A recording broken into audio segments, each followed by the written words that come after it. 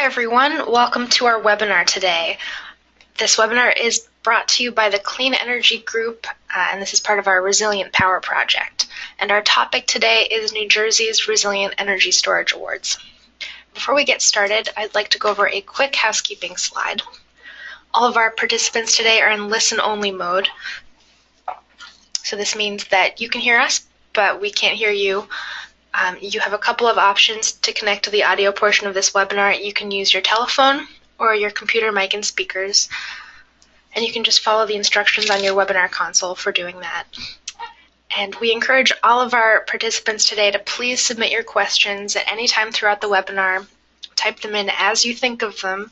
You can type those into the question box that you'll see on your screen. So type those in as you think of them. We'll queue them up and ask them at the end during our Q&A.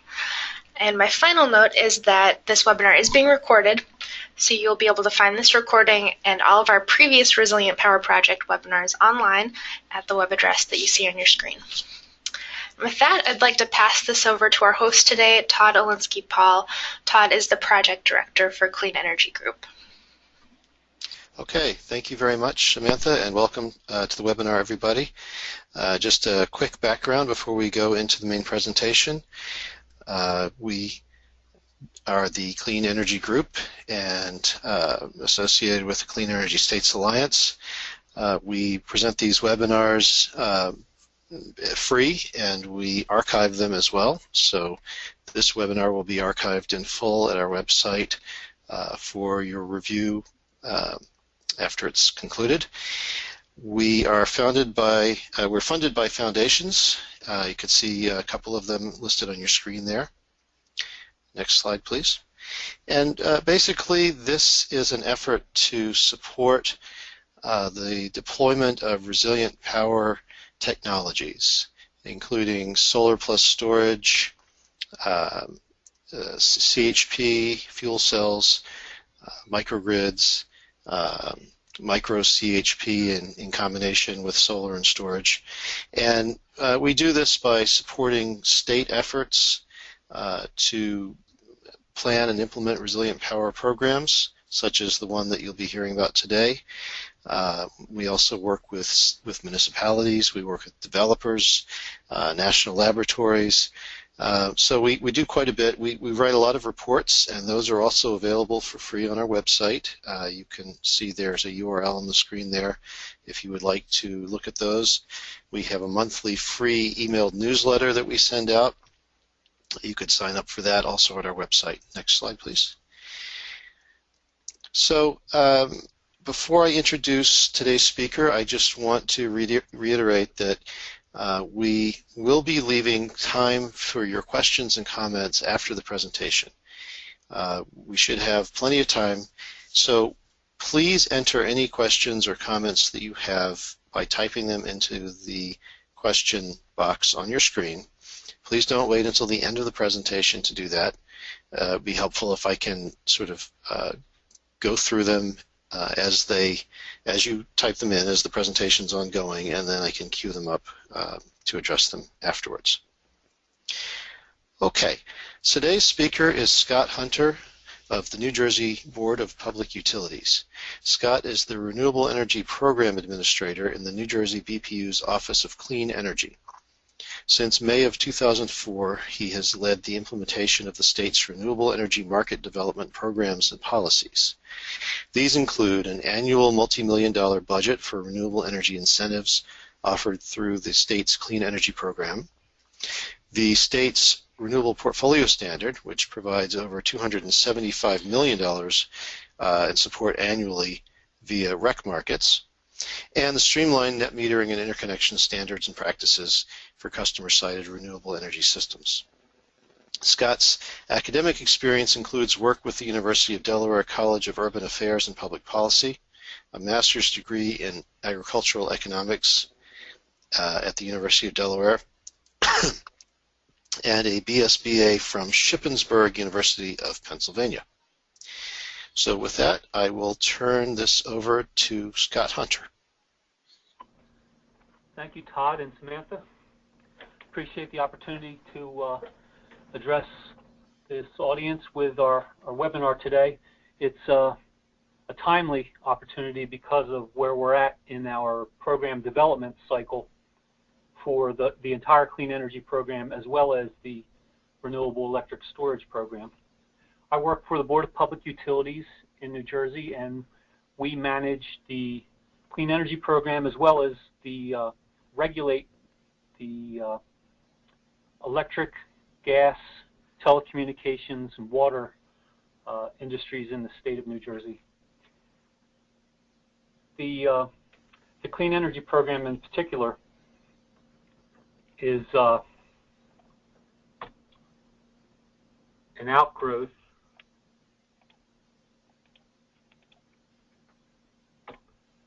of legislation that was passed in 1999 that restructured the electric and gas industries. The Electric Discount Energy Competition Act gave the Board of Public Utilities the directive to develop renewable energy and energy efficiency markets using the 4 tools described here. It defined Class 1 renewables and authorized the board to conduct comprehensive resource assessment towards collecting societal benefits charge funds based upon a surcharge on kilowatt hours and therms sold in the regulated electric and gas markets, with the societal benefits charge funds to be used for energy efficiency and renewable energy market development. It gave the board a real bare bones framework for a renewable portfolio standard requiring the competitive electric suppliers to procure a portion of the Class 1 and Class 2 renewables in proportion to their retail electric sales, and gave the board a bare bones framework to develop for net metering and interconnection.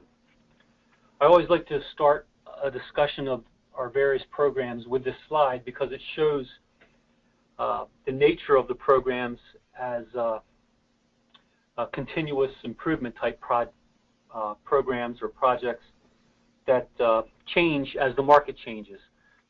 They're also referred to by our peers as market transformation programs. Typically, the market transformation programs are designed to change the market, but also designed to change as the market changes. So we're frequently required in the development of these programs to change in response to regulation or legislation, as well as policies that are developed in different forums. But the development, in my opinion, the development of the renewable electric storage market is likely to follow a similar evolution that's responsive to changes in the market as well as further development through legislation or regulation or other policies. The CRA process that I described earlier is the process we're in now in developing recommendations for our program starting on July 1st of 2015. It's fiscal year 16. And we typically go through this process on an annual basis, looking at the funds that we have on hand and recommending or developing a recommendation for the board through the stakeholder process for what collections should be from the societal benefits charge in the coming year and what the recommendations for programs should be in the coming year. We're in the middle of a public comment period both for the CRA for fiscal year 2016 and the general uses of the societal benefits charge funds, looking at the state of market development in those different areas. And we're also in the middle of a public comment period for our renewable electric storage program that we anticipate offering starting July 1st.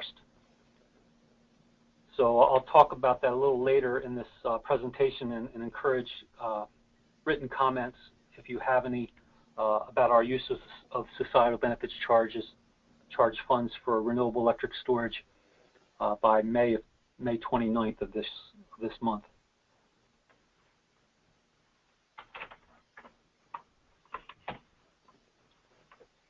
I should have titled this slide "An Opportunity for Renewable Electric Storage Success in New Jersey." I believe that the prolific number of installations that we have solar and other renewables in the state offer an opportunity for electric storage. And we learned of this opportunity as a result of Sandy in 2012, Hurricane Sandy in 2012, when it became apparent, like we've never seen before, that the majority of the systems that we've installed through the Societal Benefits Charge and the Renewable Portfolio Standard do not have the ability to island or operate when the grid goes down, which was a decision of these investors in these 35,000 plus systems, and at the time I think it was more like 20,000, but it was an economic decision based upon the reliability of our electric grid and the value of lost load and the expense of incorporating batteries or storage and inverters that are capable of operating or energizing the renewable system when the grid goes down. We're in a little different place now, but this is one opportunity for renewable electric storage. Toward converting that opportunity into reality, and typical with the way we proceed in the CRA process with other technologies and resources, is in the CRA process early on, we like to conduct research and evaluate the opportunities for different technologies toward discussion and stakeholder processes and recommendations for the budgets and programs in the coming year. We did that same process with renewable electric storage starting around August of 2012. Navigant produced a study that gave us technical potential for renewable coupled electric storage at 750 megawatts for load shifting and 52 megawatts for frequency regulation. I'll point out, though, that this study was performed before PJM submitted its program design in response to the FERC order 745 or something like that. Todd would be able to tell you more accurately about the performance-based frequency regulation market. And that's really been a driver of interest in renewable electric storage in New Jersey in the recent past, and it is today. And it's also the reason why I recommended, I suggested that I should have titled that previous slide An Opportunity for Renewable Electric Storage, because the frequency regulation market is probably the more immediate opportunity for renewable electric storage in New Jersey. But from this study, we went through the CRA process and developed the recommendation for the program from 2014 through 17 to be one that required or would require $5 to $10 million to be collected from the Societal Benefits Charge over 4 years. Toward implementing that recommendation, we established a renewable storage working group in July of 2013 and met frequently on development issues, program design issues, eligibility, criteria, goals and objectives, which resulted in the recommendation that staff took to the board in October 2014 to release the first solicitation, competitive solicitation for storage incentives. And I'll talk about the results in the next slides. So that fiscal year 15 solicitation objectives were laid out in the solicitation that the board approved in October of 2014. Basically, our goal was to commit $3 million, up to $3 million, to storage projects which support New Jersey's renewable energy goals. And I should have mentioned this earlier in the slide where I discussed the evolution of the regulatory and legislative framework. We've been criticized as operating in a silo and only looking at one small opportunity for electric storage among many. And we recognize that approach, but it's by design because we're limited by the authority that we have been given through the legislation towards developing renewable energy markets. That's our defining authority, defining objective is towards supporting and promoting renewable energy markets. And hence this first eligibility criteria restricting eligibility to storage integrated with behind-the-meter New Jersey Class 1 renewable energy resources. We also have a dynamic in our program where if you don't use the funds, you lose the funds to other programs and competing uses. So our goal was to give preference in the solicitation to projects that could complete expeditiously and demonstrate demand for these funds for coming year programs.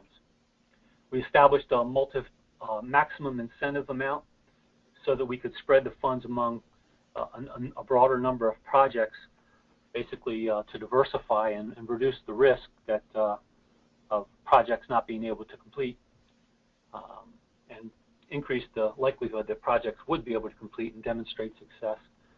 And then the final priority was one toward encouraging storage to be used in situations where it would help public and critical facilities to keep operating during power outages. And that was designed to recognize, or was designed in recognition of the fact that we have a lot of opportunities and a small budget in getting started. We wanted to maximize the ratepayer benefit because that is the source of these funds. So the solicitation laid out the criteria that we anticipated judging projects towards making an award recommendation up to that $3 million amount. We had 4 basic criteria that we were judging projects on: the financial and economic viability of the project, its readiness and ability to complete in a timely manner, technical feasibility of the project, and the resiliency value. And we laid out basically where we would be getting this information from within the application. We released the solicitation on the same day that the board approved it in October. Gave people roughly a month and a half to complete their applications, and it took us almost 3 months, a little more than 3 months, to evaluate the 22 applications that we received. And we rank ordered the projects by the evaluation criteria, and we're able to award 13 projects with an incentive commitment up to $2.9 million. These are some summary statistics on the project applications that we received and those that we were awarded. It would have taken $4.7 million to award all the projects with an incentive. We received applications for anywhere from $70,000 to $500,000, which was the maximum amount that we would award. Projects came in up to $1.86 million total cost. We saw projects from 200 kW to 1.5 megawatts, and ended up awarding 8.75 megawatts of project capacity to 13 public and critical facilities that proposed lithium-ion battery coupled with renewable energy systems. Another way that we've expressed that data, according to each of the 4 criteria, basically shows the same summary statistics and ranges. We've used the responses and the information that we received from this first competitive solicitation to inform the program design recommendations that are in the straw proposal for fiscal year 16. We had no experience at all with energy storage prior to the release of this solicitation. Had no, and still have a relatively immature perspective on what the costs and the benefits are of renewable electric storage, and anticipate that those costs and benefits will vary based upon the end use of the storage systems. We asked projects how they anticipated using the storage, or applicants, and how they anticipated using the storage, and all said that they would be using or participating in the frequency regulation market. Some said that their primary purpose was emergency backup, but it's more than likely that all projects' primary purpose were or is participating in the frequency regulation market. So here are the 13 projects that we awarded incentives to. This data is a mix of data that we culled from the applications and some calculated figures like the cost per kilowatt and cost per kilowatt hours.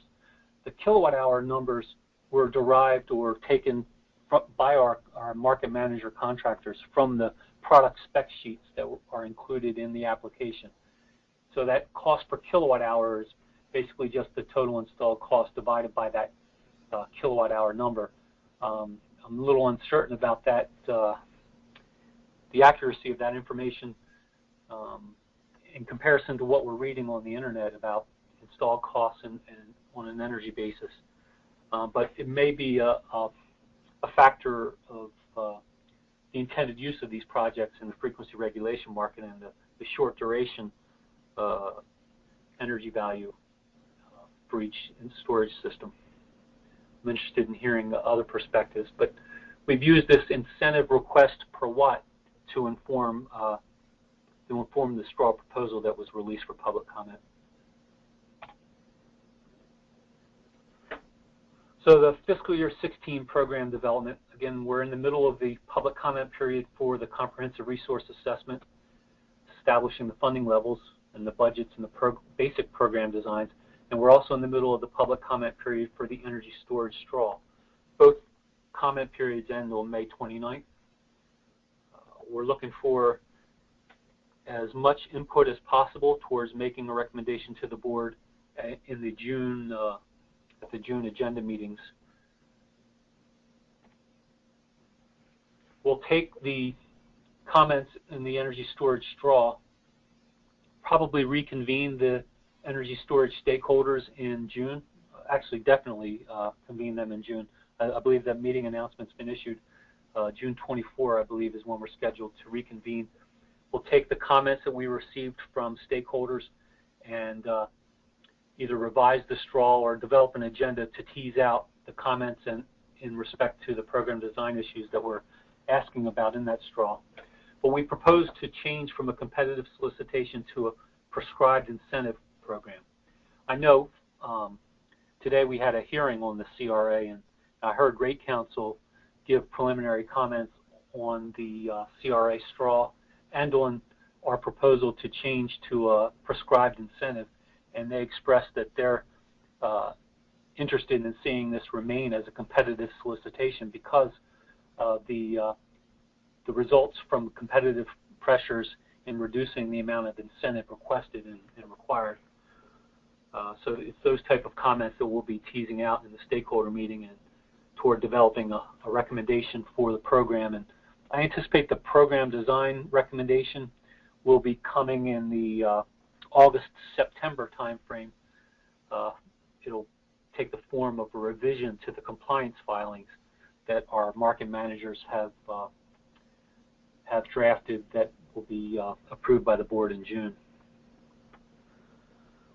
We've proposed to differentiate the incentives if we were to go with a prescribed incentive program to look at different uses of the storage and give different incentives based upon the intended use, anticipating that without that frequency regulation revenue stream that the other revenue sources necessary, namely the incentive, would have to be higher in order to encourage participation. Hence the no ancillary market participation. We also envisioned that public and critical facilities may be higher cost installations and would provide greater value to ratepayers. So we proposed a larger incentive for public and critical facilities that won't participate in frequency regulation market. We're fleshing out our milestone reporting requirements. We have milestone reporting requirements for the projects that we've given incentive commitments to, and then after the project's installed, we pay the incentive. Then we have a performance reporting requirement toward helping us to better understand those costs and benefits of renewable electric storage.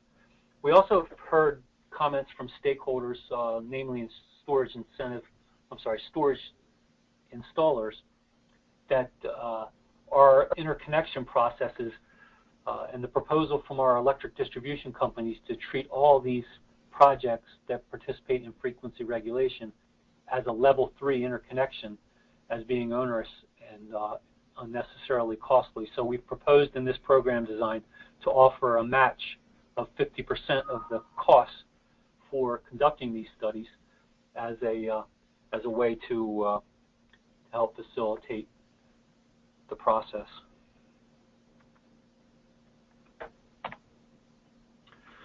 So with that, for further information about our energy storage program, I'd like to direct you to our Clean Energy Program website and encourage you to submit comments to the straw proposal, which can be found on that website. So with that, I want to again thank Todd and Samantha for their hospitality and help in us getting the word out about our energy storage program. Well, thank you very much, Scott. That was terrific, and we do have a few questions lined up, and probably we'll get some more as we move into the questions and answers portion of the presentation. So I'll just jump right in here. There were a couple of questions about the participation in frequency regulation market. One questioner said they didn't think that frequency regulation participation worked behind the meter. Could you clarify, first of all, are these all of these funded projects behind the meter or not? And then how are they, depending on the answer to that, I guess, is there anything else to say about how they participate in that market? Well, first of all 13 projects, in fact, it was a program requirement for all applicants, so all 22 applications that we received were for behind-the-meter energy storage projects. We anticipate that they all 13 that we provided incentive to, will participate in the frequency regulation market. We have probably 2 or 3 systems behind the meter installed prior to our incentive program that we understand are believing or are participating in the frequency regulation market. We have not heard from PJM that is a problem for them. We had PJM members or a PJM member discuss the frequency regulation market to our stakeholder group. I personally do not find the frequency regulation market at PJM to be very transparent or easy to understand. It's difficult to know the number of storage projects that are participating in frequency regulation, whether they're behind the meter or in front of the meter, and what the revenues are that are accruing to them. But it's our understanding that all 13 of these projects are going to be participating in frequency regulation at PJM. Okay, so obviously they're able to do it from behind the meter. Another question from a webinar attendee, did the BPU provide help to applicants in participating in those markets or planning to do so? And does it require the owner of the storage to become an electric wholesaler, or is there some special interconnection or permitting that's required to play in those markets? The answer to the first question, did the BPU assist installers or applicants? No, we did not participate or facilitate any participation in the frequency regulation market. I anticipate that you do have to be a member of PJM to play in their markets, either as a third-party supplier or a curtailment service provider or one of those types of members to participate in frequency regulation. But again, I'm not the most knowledgeable about frequency regulation. Okay. Of the 13 awarded projects, can you tell us how many vendors there were? In other words, were there a number of projects that went to the same project developer, or how did that work out? You know, that's a good question. I don't know definitively. There were several combinations of developers and owners, or developers and installers, developer owners / installers. A guess would be there's probably 4 different sets of developer owners and installers, you know, that have won the or that are participating in the 13 projects. So yeah, there is some duplication on projects by a developer owner / installer team. Right. So to clarify that, these are private developers, but they are developing projects primarily at public facilities. Is that right? That's right, and I believe that they own the storage asset at each of the public and critical facilities. So they're selling this. Okay, good. So they're essentially, I'm sorry, go ahead. Yeah, well, I believe that they're selling services to the host through a PPA or some kind of a power purchase agreement, lease type of arrangement, along with the solar, or in combination with the solar, or even under a different contract than the solar, or in one case there's a wind installation. Right. It might be useful to mention that there are a number of companies, and this is an emerging industry in PJM right now, and potentially in other ISOs as well, of companies that will provide a battery, will co-locate with a renewable generator, and will sometimes even provide a smart inverter at no cost to the renewable generator, and then will make their money by selling.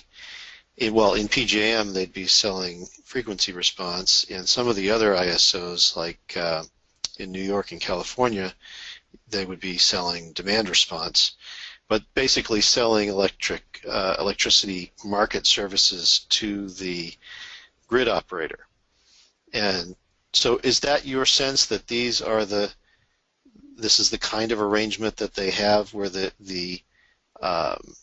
developer is providing equipment, selling grid services, and then also selling services to the facility owner? Yes. Yes, I believe that's the type of arrangements that we're seeing. Okay, great.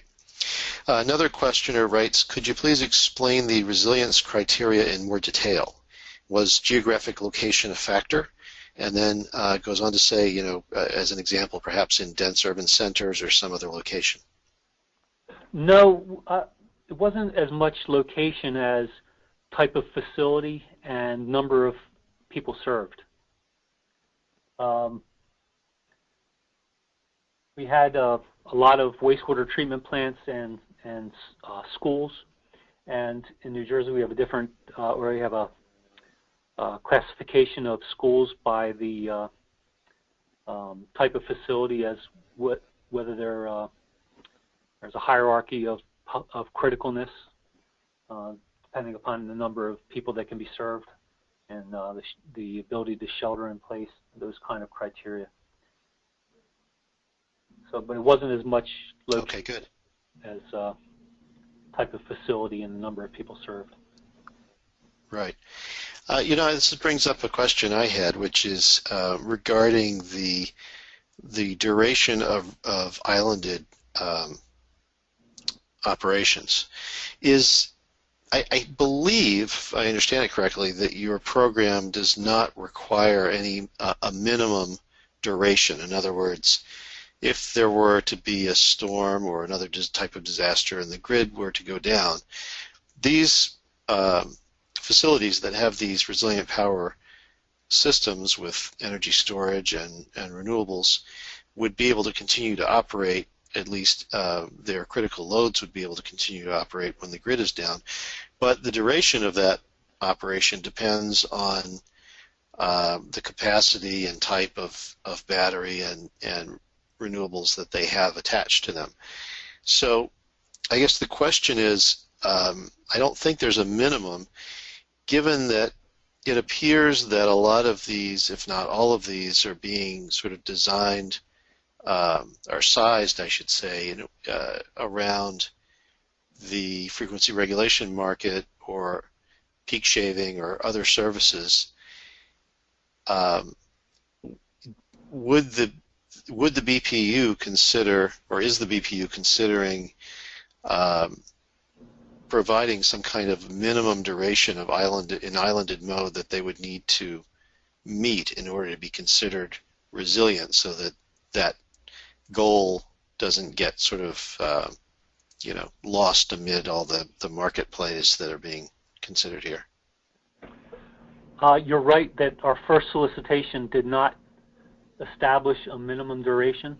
We had in a very early straw proposal put in a placeholder that got a lot of caused a lot of confusion or consternation among developers. So we withdrew it. Through our first foray into this field, it wasn't worth the angst of including a minimum duration. But with this next iteration, I think we're in a little we're a little more informed and prepared for what we're likely to see. So that's a good idea that I anticipate that we'll receive comments on. In fact, I might have already seen some comments along those lines with that recommendation, Todd. Okay, great. Another question from an attendee. What research was done to determine the maximum incentive amount?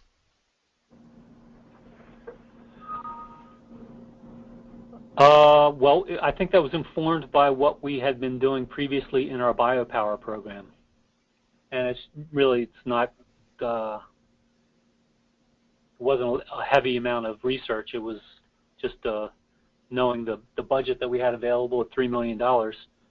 And the fact that we wanted to have a diversity of applications to ensure against the possibility that projects would not complete. And we wanted to be able to have some success stories at the end of the year to inform the CRA for the next program period. So it wasn't a lot of calculations involved. It was just back of the envelope, what's likely to help us reach our goals of having some successes to report on. Okay, great. I just want to mention that we have a few more questions to get to, and I think we'll have time to do that. If there are folks that have questions that haven't submitted them, please do that. We may have time to get to a few more if you send them in to us now. Okay, so another person wants to know if you could elaborate on a, quote, prescribed incentive structure. In other words, I guess, what would that look like? Well, we have one in our program straw, but it's, let me see, if you give me back the controls, it's on my slide number 11. It's basically just a capacity-based rebate. You propose a 1 megawatt storage system and multiply it by the dollar per watt incentive, and that's how much rebate you would get. So versus the competitive approach is applicants propose what they need on a dollar per watt basis. Here with this prescribed rebate or prescribed incentive amount, you get exactly what everybody else gets in that same category or classification, and there's no competition. If the incentive level is too high, then we get a queue, and people are bugging us when you're going to open up the next program and get more money. And if the incentive is too low, it becomes undersubscribed. That's the risk with prescribed rebate. Okay, and does the prescribed part indicate some additional requirements that go along with the rebate, or is that, what does prescribed indicate in that context? It indicates that it's fixed and established, and you you meet the criteria and you receive the incentive if the budget is still available. Okay, great. So we have another person here who says, could you break down what types of storage were selected and how many of each?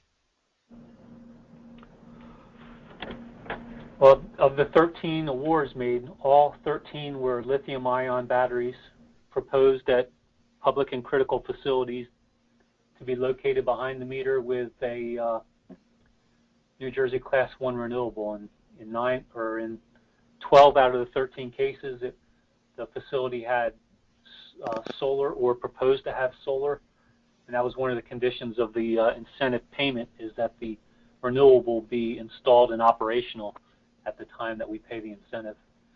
But they're all very similar. The major differences are in the capacity and in the critical loads that each applicant indicated to us in their application that they would be supplying or serving with that storage if the grid were to go down. Oh, and while the slide is up, I was wrong. It's actually 2 projects said their primary intended use was frequency regulation. All the rest said their primary intended use was emergency backup. That emergency is a misnomer I've recently learned. Let's call that backup ready in case the grid goes down, not necessarily emergency. It's a backstop if the grid were to go down. And I think people told us that was the primary use because that's what the solicitation, the way the solicitation steered people. But all projects are participating in frequency regulation. Right. But if I'm remembering correctly, you didn't strictly require that that they be backup ready or backup capable. Is that right? No, you're right. But, okay. But we did say that we were giving priority to projects that served public and critical facilities to demonstrate the ability to use storage in case the grid goes down. So okay. People put 2 and 2 together and sure. fashioned applications to meet the solicitation requirements or solicitation criteria. Sure. Somebody has written to ask whether the list of awarded vendors and system characteristics is available publicly. I don't think we've done that, but I don't think it's a problem. I'll talk with our market managers and work towards having something available for the June 24th stakeholder meeting. But it's okay. I know that there was some discussion at the last stakeholder meeting about how much was going to be made public in terms of details of projects and financing and technologies and so forth. Is that something that has been decided, or is that still an ongoing discussion? No, it hasn't been decided, but I think you can take the other incentive programs that we manage as a model. Like our practice is not to release information about a project until it's completed and operational. And that's a long-standing practice that we've had primarily to protect the project from undue influence, while it's under construction. Don't want to incite, competition for a project that's been developed by an applicant. It's just the way that we manage the program information that we give out. Especially since these are public facilities, I anticipate that we'll be releasing more information. It's just when, and more than likely it'll be after the project has achieved commercial operation. But this is another agenda item that I anticipate we'll take up at our June 24th stakeholder meeting. Okay. I wanted to ask you, you have in your slides, in your straw proposal as well, a sort of a little chart that shows different proposed incentive offerings for different types of projects. And I think it's public and critical versus non-public and critical facilities, and then also, there it is, thank you, and also the projects that are participating or not participating in the ancillary markets. And I'm curious, what's the rationale behind those different? In other words, why offer a higher incentive for public and critical and for non-market participatory projects? Sure. The first, the marker, the lowest incentive offer at 15 cents per watt for the non-public and critical participating in frequency regulation was derived from what we saw from that first solicitation round. And I think the lowest incentive request was maybe 16 cents or thereabouts. So we're anticipating that costs are going to come down over time as the technology improves, as the installers get more experience. But with respect to the higher incentives for public and critical facilities and no frequency regulation market participation, we anticipate public and critical facilities to be more expensive installation than a similar non-public and critical facility. It's just you're dealing with more decision makers in a public facility, longer time frame. You have more bosses to answer to in developing that project. So it would justify a larger incentive amount. And if you're not participating in the frequency regulation market, you're getting less revenue to assist in the financial returns, so which would also argue for a higher incentive payment for non-ancillary market participation. So that's what the thinking behind developing this prescriptive incentive offer with differing incentives dependent upon the market segment and the intended use for the storage. Okay, great. Thank you. I just want to follow up on that. You said that the Navigant study that was initially done, that some of the parts of this program were based on, was done prior to FERC 745 and then a follow-on FERC 755, I think it was, that served to open up those ancillary services markets and level the playing field for distributed generation and storage to participate in those markets, and even resulted in a higher two-tiered market for frequency regulation where storage can actually make an added incentive for fast response. So given that study by Navigant preceded those markets being opened, has there been any kind of follow-on, or is there going to be any kind of follow-on study of the opportunities in the state and the market in the state, given the addition now of that frequency regulation and other potential electric services markets that storage can get into? Well, the purpose of the Navigant study back in 2012 was to answer the question, should we make SBC funds available for energy storage? And this, even though it was very early in the market maturity that this study came out, it helped us to answer that question that, yes, there's an opportunity for energy storage in New Jersey, and that we should probably put some incentive money behind it to help develop that market. Now, this study was based upon a low amount of PV being anticipated to be in the market from 2012 through 2016, much lower than we actually ended up installing. And it was also based upon New Jersey having a viable offshore wind industry operating from 2012 through 2016. So basically the assumptions were a little off. Probably the results were a little skewed, but it helped us to answer the question and get us started. I think there probably is a role for some evaluation going forward. I don't know who should pay for that, but I think the build out and the durability of the frequency regulation market is something that everybody should be concerned about.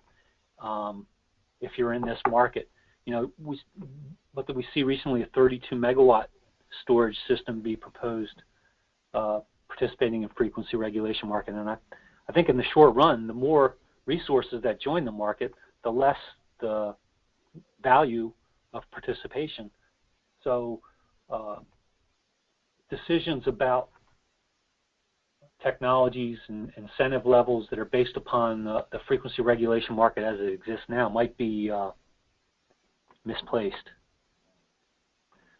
I'm sure the private developers are doing research on expectations about the revenue potential of frequency regulation market participation. I would hope they are. We've talked about in our stakeholder process requiring developers to submit revenue information from their participating frequency regulation. We got significant amount of pushback on that proposal, but we will be following it to the extent that we can. I mean, it's pretty opaque, in my opinion. I find it hard to judge what the value of frequency regulation participation is, and I anticipate that the benefits, the other benefits like load shifting and grid backstopping are diminished or put on the back burner, while frequency regulation is the hot pursuit right now. So it'll be interesting to see how costs and benefits change over the near term as we become more familiar with the opportunities in the frequency regulation market. But yeah, I think there's need for more evaluation. It's just who produces it and who's it available to. Right. Well, we're also looking at that very closely because as you point out, it's not an unlimited market. As more people get into it, or I should say more facilities are built to play in that market, you would think it might get saturated. On the other hand, as more renewables come online, there may be more need for frequency regulation. So it's hard to see. It's kind of hard to figure that one out. Hopefully, as you say, the people who are proposing into your program are doing those calculations pretty carefully. Somebody here is asking about demand response, which is, of course, there are many other markets besides frequency regulation, and demand response as one of them. I'm not sure I understand the question, but maybe it's just because I don't understand it, so I'll ask it anyway. The questioner wants to know, will the BPU pay for special demand response systems that would maximize the number of uptime hours that the battery can provide power?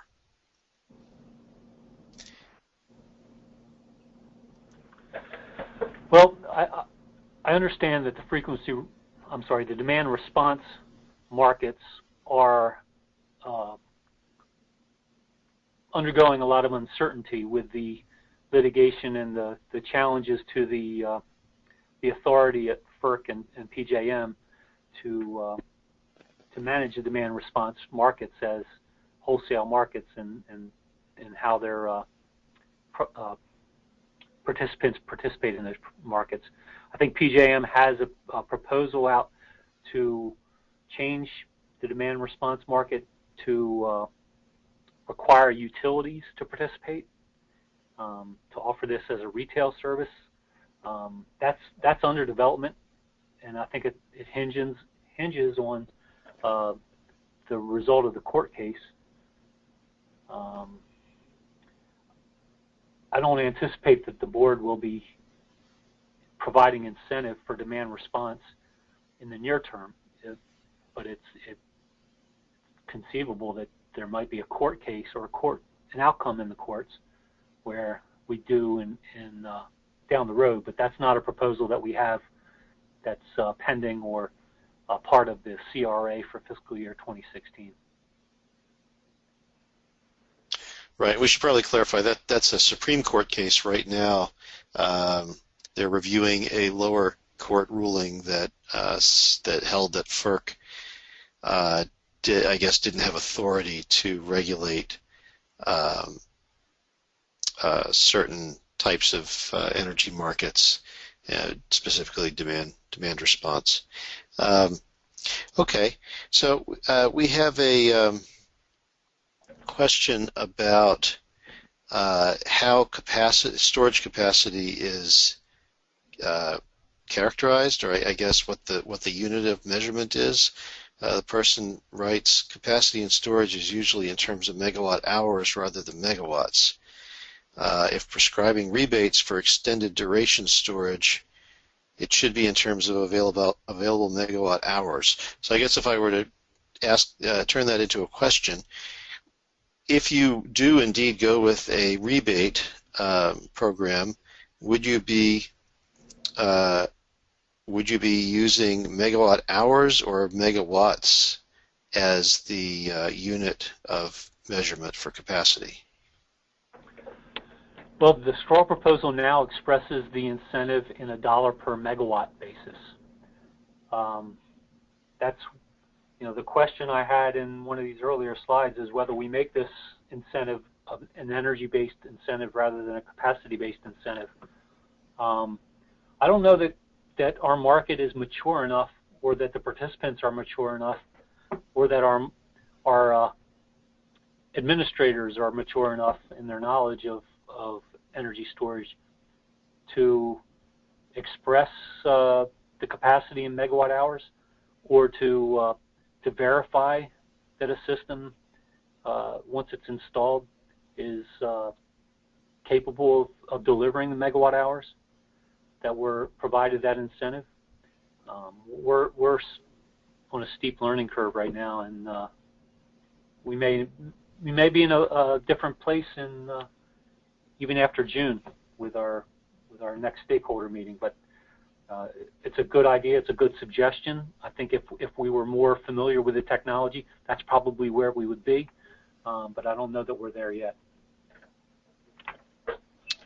Okay, very good.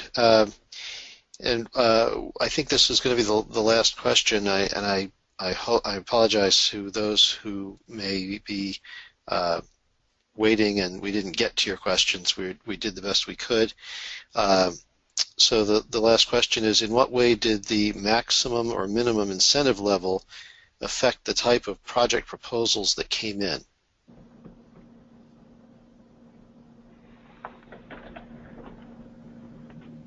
Well, of course, you can theorize on your own that what the motivation would be from individual applicants. It's tough to say. I think we got a diversity of responses, but not necessarily what you would get if there were no constraints.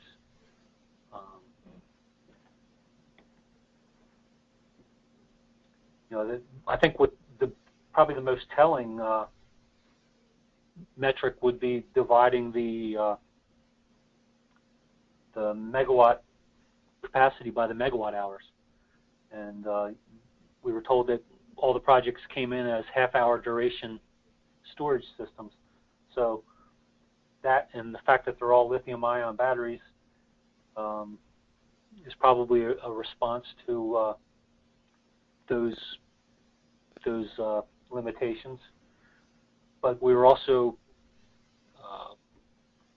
looking for projects that were able to complete in a year, and projects that were providing the maximum benefit to our ratepayers by promoting storage at public and critical facilities. So it's tough to say what the greatest driver was among those four primary criteria that we were judging the applications by. Okay. Well, listen, thank you very much. This has been really informative. It's a great program. I understand that you're looking to double the incentive to $6 million for the second round, and obviously, as we've talked about, potentially, possibly go to a prescriptive rebate, and there's some other changes. So, is there, if people are interested, is there a place to go on your website to get hold of the straw proposal? Is Yes, that something that's it's public? listed there in a couple different places. That last slide that I gave you gives you our web address and how you can sign up for our email distribution list for energy storage. Net metering and interconnection also has a key role to play in development of this market, and our general renewable energy listserv. I believe the straw proposal is listed on our energy storage page. We have a whole web page devoted to this on our website, and I encourage people to provide comments by that May 29th deadline, because that $6 million that you referenced, Todd, is a proposal, and there are some that are proposing that we spend less. So if you have an interest in energy storage in New Jersey and want to see a $6 million budget, I recommend that you submit comments by the 29th. Okay, terrific. So there you can see on your screen, hopefully, where to go to get that straw proposal, and the comments can be submitted over the next 7 days. And again, thank you very much to Scott Hunter of the BPU. You're doing a great job in New Jersey. To those who asked, yes, the webinars are recorded. They are archived on our website. And you can now, I think, see on your screen the website URL, resilientpower.org with a hyphen. You can find all our webinars there for review. You can also sign up for our newsletter. You can read our reports. You can do all kinds of, look at all kinds of cool stuff there. Samantha, do we have upcoming webinars to mention at this point? We have a couple that we're in the process of scheduling, and when they're finally scheduled, they'll be up on our website. Okay, very good. And again, if you want notification of those, you probably ought to go to our website, get on our listserv, subscribe to the newsletter, etc., and you will get notifications and invitations to upcoming webinars. Okay, I think that's it. Any last words, Scott? Just thank you very much, and happy Memorial Day. Okay. Thanks, everybody. We'll see you next time.